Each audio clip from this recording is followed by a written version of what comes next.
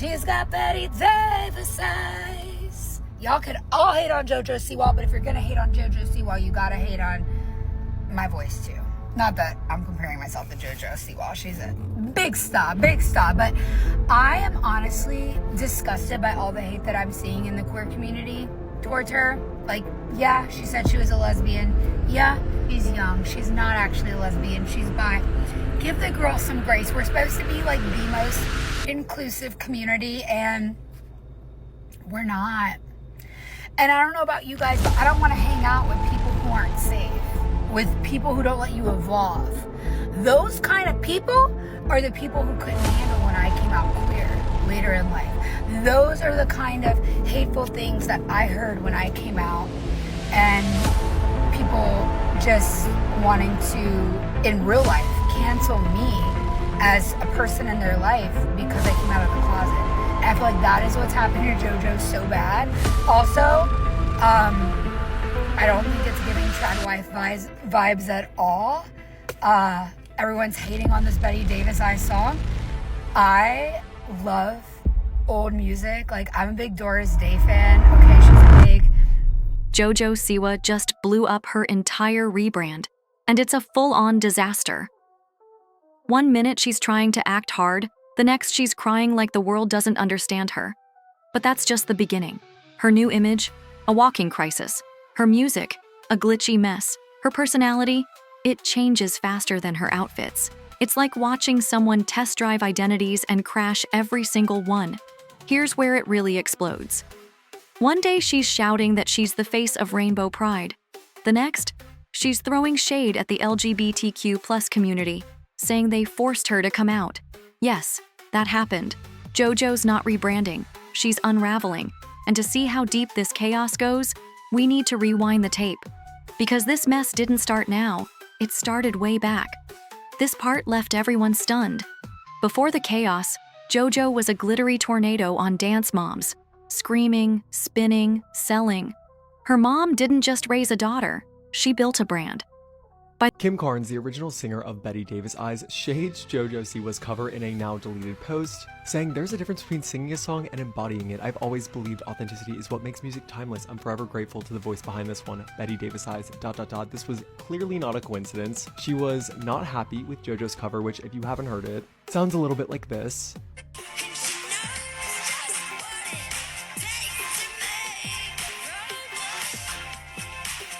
But Kim did decide to delete it.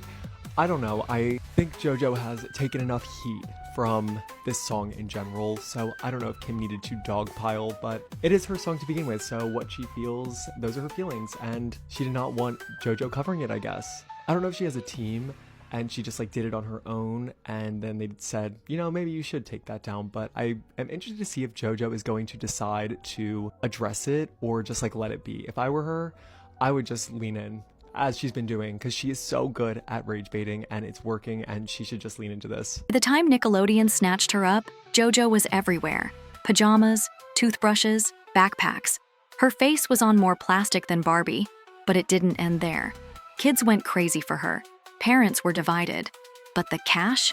That never stopped. JoJo's empire of bows and bedazzled everything exploded. She was untouchable, until she wasn't.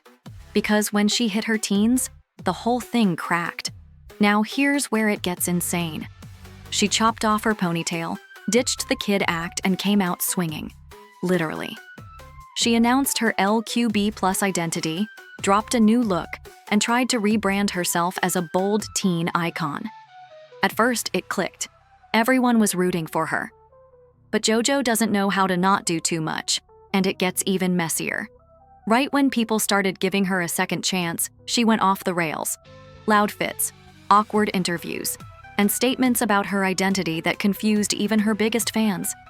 Then she turned on the very people who lifted her up. It was like she wanted to set fire to her own fan base. But this next twist? Game-changing. JoJo actually said, out loud, that she invented gay pop. Yes, you read that right. She erased Lady Gaga, Elton John, and Freddie Mercury in one breath. This is the same girl who once wore light-up sneakers and sang about boomerangs. Now she thinks she built a whole genre? It gets worse. She released a song called Karma, and it sounded like I wrote it in a fever dream. It was so fake, people thought it had to be a joke. But JoJo tried to pass it off like it was her big comeback. And the truth? She didn't even write it. She bought the song from someone else. You can't claim you invented a genre when you're buying tracks like clearance shoes. This is where it all falls apart. Her meltdown didn't stop at music. JoJo started rewriting her own identity on live TV.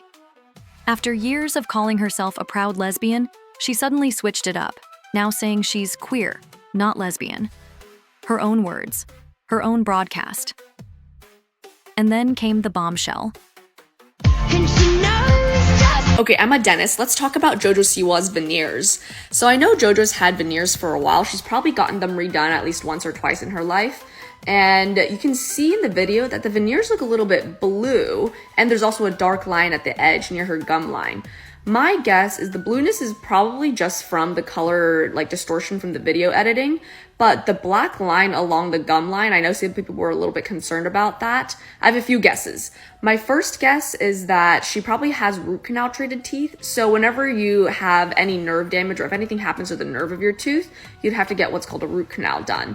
And so you take out the nerve of the tooth, and then because there's no nerve inside the tooth ends up getting a little bit dark over time, so it ends up looking a little bit grayish in color.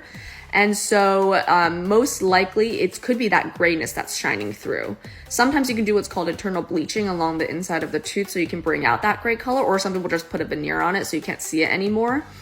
The second guess that I have could be that these are implants, and so if you have to get a tooth pulled and you place an implant along the inside, that metal post sometimes can start shining through over time, because if you get gum recession, then you can see the little threads of the implants shining through.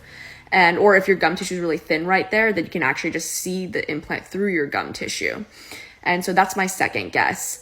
Let me know what you think about JoJo Siwa's teeth, or what your guesses are for that grayness. JoJo Siwa really said the LGBTQ+ community pressured her into coming out. Let that sink in. One moment she's selling Rainbow Pride like it's merch, and the next she's swapping girlfriends for random dudes on TV like it's a deleted Riverdale episode. It spirals from here. Then came Celebrity Big Brother UK, her chance to show maturity, growth, a fresh image. Instead, a train wreck. Halfway through the show, JoJo started flirting hard with Chris Hughes, a straight man, while her non-binary partner was still back home. Viewers caught it fast, social media lit up, and then total chaos. JoJo didn't explain. She didn't apologize. She went full throttle, on camera, saying she was never really a lesbian, just pressured into it. That's it. No explanation, no reflection, just a PR nuke dropped in real time. And here's where the mask falls off.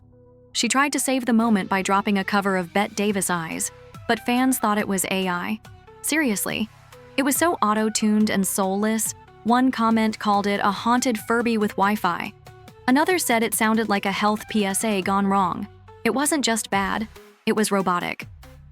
Her TikTok teasing the track got over 22 million views.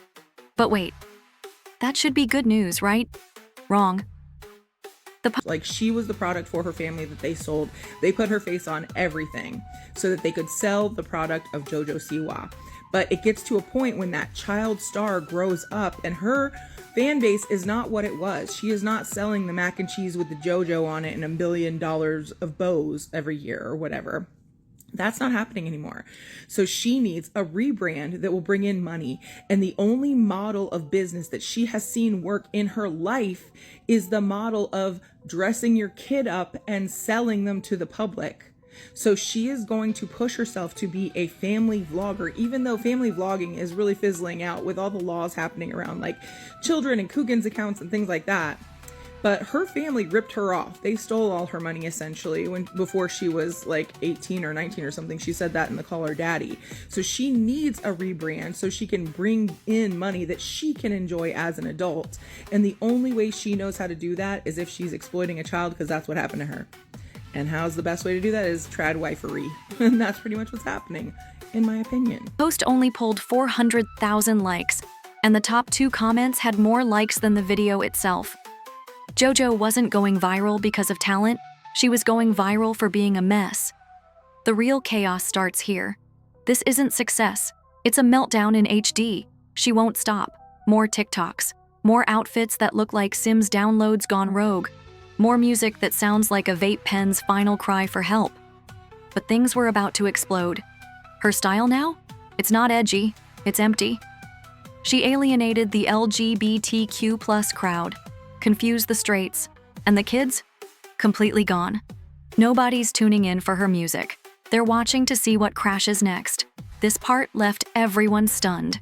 We've officially gone from live, laugh, love, to lick, gyrate, disintegrate. And just when people thought it couldn't get worse, Rolling Stone dropped a bomb. A full expose on JoJo's girl group, XOMGPOP. What's inside? Straight up disturbing. The kids say they were forced to work through injuries, treated like glitter-covered machines. But that's not all. One young dancer performed with a spinal surgery wound. Another had to wear a maxi pad mid-show to keep from bleeding through her costume. These weren't adult pop stars. These were kids. And who was in charge? JoJo's mom. The same woman who once launched JoJo's empire, now reportedly telling young girls they deserve nothing. It turns darker from here. So while JoJo was out preaching empowerment and queer pride, her empire was crumbling behind the scenes. The same factory that built her, now accused of exploiting the next generation of JoJos. JoJo and her mom aren't just messy anymore. They're starting to look like the sparkle-drenched Kris Jenners of child labor. Here's where the mask falls off. This is where it all falls apart. Her meltdown didn't stop at music. JoJo started rewriting her own identity on live TV. After years of calling herself a proud lesbian, she suddenly switched it up, now saying she's queer, not lesbian. Her own words, her own broadcast, and then came the bombshell.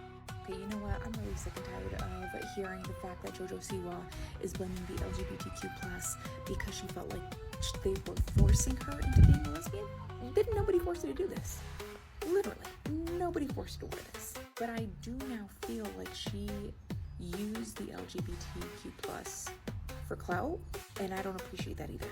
There are people that literally struggle every day to be able to be themselves. And this just tells me that you did this whole thing for a check. If you originally wanted to be with D, you wanted D your whole life, girl, do you. But the moment that you start blaming a whole community because you look like the fool, you look like the ass, and so because you look like you're the piece of shit, you want to blame the LGBTQ+ community because you're a trifling asshole? I know some of y'all are gonna come for me, and to be honest with you, like, all I have to say is this. The LGBTQ+ didn't want her. We didn't want her. I sure as shit didn't want her. And I'm not down with forcing little kids to do anything. I think that JoJo Siwa lacks taking accountability. And instead of her saying that she was using a community for clout, she's going to now blame the community for her feeling forced. Girl, bye. JoJo's music isn't hitting. Her fans aren't staying. Her brand is buried in scandal. And JoJo? She's stuck in limbo. Not a kid star, not a grown icon, just a glitching image on a loop. She's not edgy, she's not real, and she's definitely not leading anything. This is where it all falls apart. What we're witnessing isn't growth. It's a collapse in slow motion. Her rebrand isn't fierce, it's fried. This is burnout in neon, confusion in platform boots, panic dressed up in rhinestones. And the saddest part? It didn't have to be this way. But then, everything changed. If JoJo had taken a breath, figured out her real self, she might have avoided this mess. But instead, she hit the gas straight into disaster. Her rebrand isn't a rise, it's a freefall, a breakdown live-streamed in color, a PR nightmare no glitter can hide. There's no way back from this, and the world knows it now.